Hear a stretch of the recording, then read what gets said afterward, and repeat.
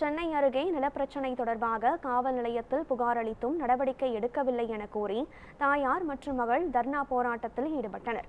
ஜமீன் ராயப்பேட்டையை சேர்ந்த சித்ரா தனது கணவர் ஸ்ரீதரன் இரண்டாவது திருமணம் செய்து கொண்ட பெண் பூர்வீக சொத்துக்களை போலி ஆவணங்கள் மூலம் வேறு ஒருவருக்கு பதிவு செய்ததாக குற்றஞ்சாட்டினார். இது தொடர்பான சிட்லப்பாக்கம் காவல் நிலையத்தில் புகார் அளித்தும் போலீசார் ஏற்க மறுத்ததாகவும் கூறப்படுகிறது.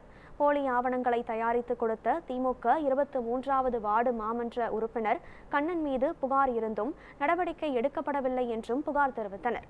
இதனால் சித்ரா மற்றும் அவரது மகள் சுபஸ்ரீ போலீஸ் நிலையம் முன்பு தர்ணா போராட்டத்தில் ஈடுபட்டனர்.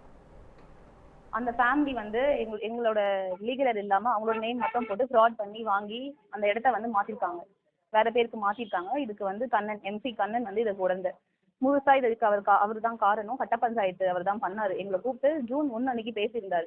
என்னன்னா பெண்களுக்கு வந்து சட்டத்துல சொத்து கிடையாது, பையனுக்கு தான் சொத்து இருக்கு, உங்களுக்கு கிடையாது, உங்களுக்கு வேற 2 லட்சம் வாங்கிக்கோங்க, இல்ல 5 லட்சம் கொடுக்கும், அதுக்கு மேல உங்களுக்கு எதுவும் கொடுக்க முடியாது அப்படின்னு சொல்லி என்கிட்ட பேசிட்டு அம்மா தனியா இருக்காங்க. எனக்கு மேரேஜ் ஆயிடுச்சு, என்னோட சிஸ்டருக்கும் மேரேஜ் ஆயிடுச்சு. அம்மா தனியா இருக்காங்க. ஆள் அனுப்பி மிரட்டுறாங்க. நீங்க தனியா தான் இருக்கீங்க, உங்க என்ன வேணா பண்ணலாம் அப்படின்னு சொல்லி ஆள் அனுப்பி மிரட்டுறாங்க. முடிச்சுட்டு அவரோட பினாமி நேம்ல வந்து இந்த சொத்தை மாத்திருக்காங்க. அதாவது எங்க அப்பாவோட சொத்தை வந்து அவர் பினாமி நேம்ல மாத்திருக்காங்க. இதை குறித்து நாங்க வந்து 19/6 வந்து சிஎம் செல்வி ஒரு கம்ப்ளைண்ட் ரைஸ் பண்ணியிருந்தோம். லீகல் நோட்டீஸும் அனுப்பியிருந்தோம். எந்த ஆன்சரும் இல்லை. ஸோ அதனால நாங்கள் அந்த சம்மந்தப்பட்ட இடத்துக்கு போய் நாங்கள் கேட்டதில்லை.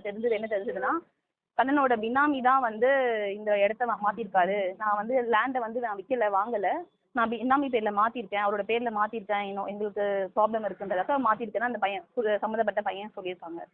ஸோ நாங்கள் 100க்கு கால் பண்ணோம். 100க்கு போலீஸ் எந்த ஒரு சம்மந்தப்பட்டமான ஒரு ஆக்ஷனும் எடுக்கலை. ஸோ நாங்கள் மறுநாள் வந்து இங்கே 100க்கு கால் பண்ணிட்டு ஒரு 2 to 3 டைம்ஸ் கால் பண்ணுவோம். அதுக்கப்புறம் தான் அவங்க வந்து ஆக்ஷன் எடுத்து இங்கே வர வச்சுட்டு எங்கேயுமே மேலே ஸ்டேஷனுக்குலாம் மேலே கூப்பிடல, கீழே பேசி கீழே அனுப்பிட்டாங்க. மறுநாள் வர சொன்னாங்க. மறுநாள் 26 அன்னைக்கு வந்த அன்னைக்கும் அவங்க எந்த ஒரு ஆக்ஷனும் எடுக்கல.